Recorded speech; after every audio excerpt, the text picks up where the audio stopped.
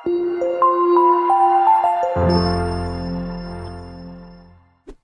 वालेकुम, सत श्री अकाल, नमस्ते, आदाब। तो कैसे मेरे प्यारे भाइयों, सब खैरियत। तो कल की वीडियो मैंने आपको बताया था, जो कानून आया था उस बारे में जितनी खबर थी उतनी बात मैंने आपको शेयर की थी। तो अभी भी आप इस वीडियो में बने रहिए। सऊदी अरब की लेटेस्ट अपडेट जो भी होगी अभी आपको शेयर करूंगा। खासकर जो लोग पहली बार सऊदी अरब आएंगे नया वीजा लेकर के, उनको टेस्ट देना होगा, या फिर यहाँ पर जो नया कानून आया 14 मार्च से, इसमें बहुत सारी बातें हैं जो हमारे भाइयों लोगों ने कमेंट किया था कल। उसमें से कुछ ऐसी बातें जो भी आपको मैं यहाँ पर बताना चाहूंगा, तो बने रहिए चैनल पे। तो सबसे पहले मैं आपको शेयर करना चाहूंगा ये फोटो, आप देख सकते हैं, मैंने इसे ट्विटर पे बता दिया था। तो अभी मैं आपको बताऊंगा कि ये किन किन लोगों के ऊपर लागू है या किन लोगों के ऊपर लागू नहीं है। कि अगर आप इस टाइम पे इंडिया, पाकिस्तान, बांग्लादेश, नेपाल, कहीं से भी आप सऊदी अरब का नया वीजा लेना चाहते हैं तो मिलेगा आपको। लेकिन इससे पहले क्या था कि आप नॉर्मल तरीके से इंडिया में किसी भी ट्रेवल एजेंट से आ जाते थे, यहाँ पर कोई भी काम में आप आ सकते थे, या फिर आप इंडिया में किसी अच्छे टेस्ट दे करके आप टेस्ट में पास हो जाते तो सैलरी आपको अच्छी मिलती, कंपनी वाले आपको सैलरी अच्छी प्रोवाइड करते। तो यहाँ पर बताया गया है कि कोई भी आदमी किसी भी काम में आता है, ठीक है, किसी भी काम में आता है कंपनी में या दुकान में, तो उनको पहले अंग्रेजी लिखना भी आना चाहिए, इंग्लिश, और इंग्लिश पढ़ने भी आना चाहिए। क्योंकि आप जिस काम में जाओगे, प्लम्बर के काम में जाओगे, पेंटर के काम में जाओगे, इंजीनियर के काम में जाओगे, या आप दुकान में जाओगे, या किसी भी काम में आप आते हो, तो आपको पहले ही टेस्ट लिया जाएगा इंडिया में। अब वो प्रैक्टिकल हो या फिर ऑनलाइन हो या फिर आपको डायरेक्ट आमने सामने, जो भी, तो आपको टेस्ट 100% लिया जाएगा, ठीक है, जो कोई भी काम में आता है। लेकिन जो हाउस ड्राइवर, फैमिली में जो काम करता है, जैसे मान लो मजरा में काम करता है, या फिर खद्दामा हो गई, या फिर आमिल मंजिली, जितने भी डोमेस्टिक वर्कर्स है उनके लिए ये नियम लागू नहीं है। उनको जरूरी नहीं कि इंग्लिश आना चाहिए, इंग्लिश पढ़ने आना चाहिए, वैसे आजकल तो सबको मालूम है। लेकिन नया वीजा आप निकालने के लिए पहले ही आपको बता दूं, वीजा तो निकलेगा लेकिन आपको टेस्ट देना होगा, इंडिया में भी देना होगा। हो सकता है जब आप इंडिया में टेस्ट दे दोगे, आपका टेस्ट पास हो जाएगा। टेस्ट भी पास करना है, टेस्ट पास नहीं करेंगे तो आगे आपका वीजा का प्रोसेस नहीं हो पाएगा, ठीक है। वैसे आपको मैंने फोटो शेयर की थी गल्फ हिंदी का, ये आप देख सकते हैं, हिंदी में उन्होंने भी लिख रखा, अच्छा से बताया है, ठीक है। तो नया वीजा वाले अभी भी आपको परेशानी आ सकती है आगे चल करके, लेकिन अगर आपको सारा काम मालूम है, टेस्ट देने के लिए आप रेडी हो, तो फिर कोई दिक्कत नहीं है। अगर इस टाइम पे कोई नया वीजा का काम करा रहा है या कोई भी कराना चाहता है, तो पहले अपने आप को मजबूत कर लो। पहले का जमाना गया, अब यहाँ पे नया जमाना आ गया है, नया सिस्टम सब बदल गया, यहाँ पर कानून सब बदल गए हैं। रोज इंजीनियर, बड़े बड़े इंजीनियर पकड़े जाते हैं फेक सर्टिफिकेट से, ठीक है, अपना ख्याल रखो। अब आपको स्क्रीनशॉट शेयर कर रहा हूं बहुत सारे उर्दू न्यूज का, आप देख सकते हैं। तो हमारे बहुत सारे भाइयों का सवाल जवाब है, अभी भी इसमें बहुत सारे जवाब नहीं मिले हैं। तो कल की वीडियो मैंने बताया था कि 14 मार्च से कानून लागू हो गया है, इससे क्या क्या फायदे हैं। तो फायदा नंबर 1 कि आप अपने से एग्जिट री एंट्री लगा सकते हो, छुट्टी जा सकते हो, एग्जिट जा सकते हो, ये पता है आपको।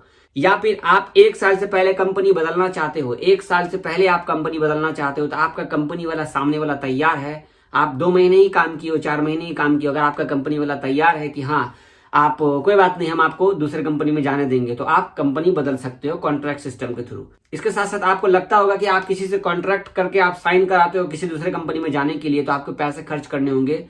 बिल्कुल नहीं, जैसे आपका पहले सिस्टम था, रहने का, आपका इकामा का खर्चा, जो भी चीज आपकी थी पहले, सिर्फ आपका कॉन्ट्रैक्ट सिस्टम बदल जाएगा, बाकी सब कुछ वैसा ही रहेगा। सामने वाले के ऊपर जिससे आप कॉन्ट्रैक्ट करोगे वो सारा चीज पे करेगा, ठीक है। इसके साथ साथ कम से कम आपको 1 साल कॉन्ट्रैक्ट सिस्टम करना होगा। तो यहाँ पर हमारे बहुत सारे भाइयों का सवाल ये था कि एग्जिट री एंट्री लगाएंगे कैसे। कल की वीडियो मैंने जिक्र किया था कि 10 दिन का टाइम होगा।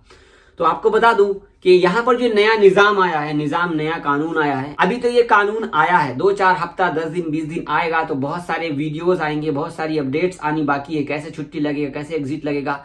वैसे इतना तो आपको मालूम है कि आपको अपने से एप्सर अकाउंट से छुट्टी लगेगा और एग्जिट लगेगा, ठीक है। तो छुट्टी आप जा सकते हो, कोई दिक्कत नहीं है। आप जैसे ही छुट्टी लगाएंगे, मान लीजिए आपको छुट्टी जाना है, तो आप अपने एप्सर अकाउंट से छुट्टी लगाएंगे, तो जिन कंपनी से आपने, जिनसे कॉन्ट्रैक्ट किया हुआ है, उनको नोटिफिकेशन जाएगा। जैसे आप छुट्टी लगाएंगे, सामने वाले को नोटिफिकेशन चला जाएगा, तो उनके पास में 10 दिन का टाइम होगा। 10 दिन के अंदर में अगर वो मैसेज देखते हैं, 10 दिन गुजर गए हैं, जैसे मैसेज किया 10 दिन गुजर गए, फिर भी सामने वाले ने कोई रिस्पॉन्स नहीं दिया जिनसे आपने कॉन्ट्रैक्ट किया है, तो भी कोई दिक्कत नहीं, तो भी 30 दिन की छुट्टी में आप जाकर के आ सकते, कोई आपको रोकेगा नहीं। इसी तरीके से खरुज का सिस्टम है, जैसे आप खरुज लगाते हैं वैसे ही सामने वाले को मैसेज जाएगा 10 दिनों तक के अंदर में उन्होंने रिस्पॉन्स दिया नहीं दिया। 10 दिन का टाइम क्या है, आपका सैलरी बाकी है या आप किसी से कोई पैसा ले रखे हो या कोई काम बाकी है, कुछ ऐसी चीजें हैं जो 10 दिन के अंदर में सॉल्व हो जाएगी। आपका खुद का पैसा कंपनी हिसाब करने के लिए 10 दिन का टाइम दिया गया है, उससे पहले 1 दिन में भी कर सकते हैं, 2 दिन में भी कर सकते हैं।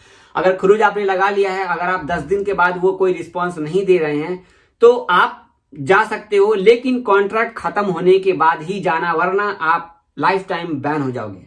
ठीक है, इसके साथ साथ आपको यह भी बता दूं कि पहले क्या था कि खरुज लगाते ही 60 दिन की मोहलत मिलती थी, ठीक है ना, लेकिन अब 60 दिन की मोहलत नहीं है, क्योंकि यहां पर सिर्फ 15 दिन का टाइम मिल रहा है, सिर्फ आपको 15 दिन का ही टाइम मिल रहा है। पर खरुज लगाने के बाद 15 दिन आप सऊदी में रुक सकते हो, इसके बाद आप सीधा घर। अगर फिर रुक गए तो फिर आपको यहाँ पे फाइन लगेगा, बहुत तरीके के जुर्माना लगेंगे। बाकी जो निजाम पहले चल रहा था वैसे ही निजाम चलता आ रहा है, हुरूफ जिन पर लगा हुआ उन पर भी वही अभी चल रहा है पहले की तरह, कोई फर्क नहीं है। तो यहाँ पर यह भी बात है कि कई सारे भाई ने सवाल किया था, जावेद भाई हम कंपनी में काम करते हैं और हम छुट्टी गए वापिस नहीं आए तो फिर क्या निजाम होगा। तो यहाँ पर आपके लिए भी सेम है, आप कंपनी में काम करते हो, आप छुट्टी गए और वापिस नहीं आए हो, जैसा आपने कॉन्ट्रैक्ट सिस्टम में किया बोला हुआ है कि हम जा रहे हैं और वापस आ जाएंगे और आप वापस नहीं आते हो, फिर तो आप 3 साल तो भूल जाओ, लाइफ टाइम बैन हो जाओगे, लाइफ टाइम बैन हो जाओगे। यहाँ पे हमारे बहुत सारे हाउस ड्राइवर और घर में काम करने वाले जो भी डोमेस्टिक वर्कर्स भाई हैं, उन लोगों को भी कंफ्यूजन है कि हमारा भी 3 साल बैन हो जाएगा या लाइफ टाइम बैन हो जाएगा। भाई अगर आप इस टाइम पे, मैं ड्राइविंग की जॉब करता हूं, मैं अगर घर जाता हूं छुट्टी से वापस नहीं आता हूं तो मैं 3 साल के लिए बैन हो जाऊंगा।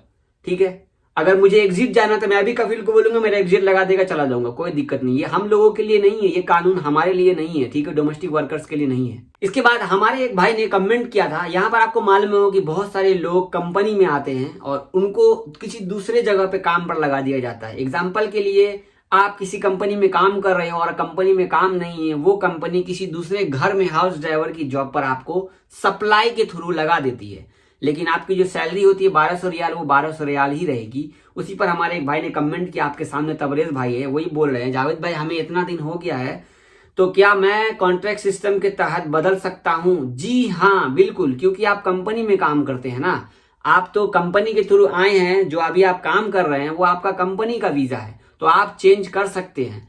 आपने जो लिखा है कमेंट में तनाजुल के बारे में, तो वही तनाजुल तो एक तरह से आपको लग रहा है कि तनाजुल है, लेकिन यहाँ पर जो कंपनी से आप बदलेंगे वो कॉन्ट्रैक्ट सिस्टम होगा। आप किसी दूसरी कंपनी में आपको अच्छी सैलरी मिल रही है, ठीक है, तो आप बदल सकते हैं, एप्सर के थ्रू बदल सकते हैं। इसीलिए तो कहा गया था कि एप्सर बनाओ, एप्सर बनाओ। क्यों एप्सर? इसीलिए तो बनवाया जा रहा था, समझ रहे हो।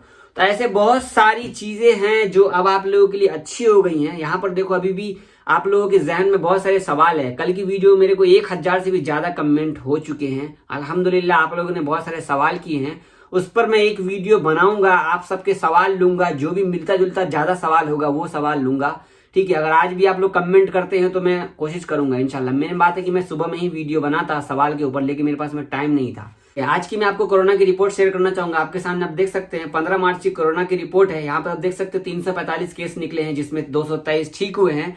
रियाद में 142 निकले हैं, ईस्टर्न में 80 निकले हैं, मक्का में 47, नॉर्दर्न बॉर्डर में 14, अल कसीम में 13, अल जौफ में 12, मदीना में 9, असीर में 8, हायल में 7, जजान में 5, ताबुक में 4, नजरान में 2, अलबाहा में 2। हमारे बहुत सारे भाइयों ने कमेंट किया, जावेद आप जिद्दा का नाम नहीं लेते हैं, तो आप ये ध्यान से देखो पता चलेगा ईस्टर्न प्रोविंस किधर पड़ता है और नॉर्दर्न प्रोविंस किधर पड़ता है, तो आप कमेंट करके जरूर बताना। और एक भाई ने कहा था कि भाई आपने तैफ का नहीं बताया, तो जो यहाँ पर स्क्रीनशॉट में रहेगा वही ने मैं आपको शेयर करूंगा, ठीक है ना। तो ये कोरोना की अपडेट है, जो गवर्नमेंट की तरफ से बताया जाएगा वही मैं आपको शेयर करूंगा।